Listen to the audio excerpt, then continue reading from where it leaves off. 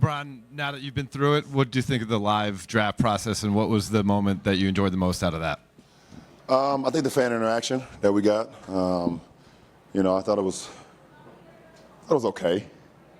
I like the last format. I like the format on TV. I think it was a little bit fun, more fun, cooler, whatever the case may be. But, it's always good to try some things and see, how we can get better with things, especially with our game. It's always great to have an opportunity to try out new formats, new ways to spice up the game, spice up the viewership and things of that nature. So all in all, though, it's been a great All-Star weekend, and I think everybody who's a part of it should feel really good about it. And salute to Salt Lake for hosting it. Dan? What happened to your hand? How is it? And was the plan kind of always to be some version of this? Coach Malone is a defensive-minded coach, and I had him in my early days in Cleveland.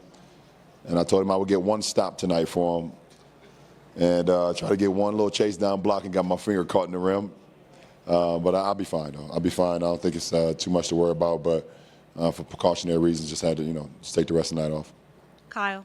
LeBron, not every day you get to pick your own teammates. You pick Kyrie second among your starters. What was it like having a teammate tonight, and what's the relationship like between you guys? Yeah, it's the first time for us being teammates, no, it's always great to team back up with Kyrie. Obviously, you guys know how I feel about him, both on the court and off the court. So it's always good to see him. Very proud of him. Very proud of the man that he's, becoming his life right now. And so, All-Star Weekend is always great to get an opportunity to be around the guys that you watch play, that you admire play, that you compete against, but that you just love, the way they play the game of basketball. So tonight was another instance. Two more. LeBron, earlier today, we asked you in a million ways, has it sunk in being the all-time leading scorer? But tonight you were introduced as that, and then you stood on that stage with Kareem and Karl Malone. What was all of that like? It's a surreal feeling. Obviously I didn't get an opportunity to watch Kareem live, but I know the history of the game. I got an opportunity to watch a lot of his games, the replays or, seeing footage of him. I did get an opportunity to watch a lot of Karl Malone games live, and to see the Last question. the way they grace the court, with their ability.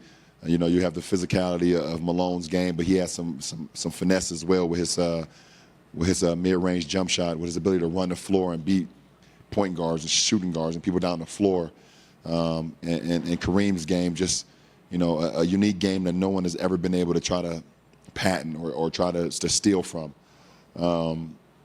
They were just so dominant in their eras. They were so unique in their own game, and it's the reason that they are two of the all-time greatest basketball players that this world has ever seen. And that moment for me is like I'm standing in between these guys, and I'm like, it's just such a surreal feeling. I mean, growing up, I know you hear this story over and over, but it's just a part of my DNA. But just growing up in Akron, Ohio, and thinking about playing games of 21 or 33 with my brothers and my friends growing up, it's just we always will try to emulate certain players, and to be mentioned with some of the greatest that ever played this game, along with Karl and along with Kareem, it's just an honor for sure.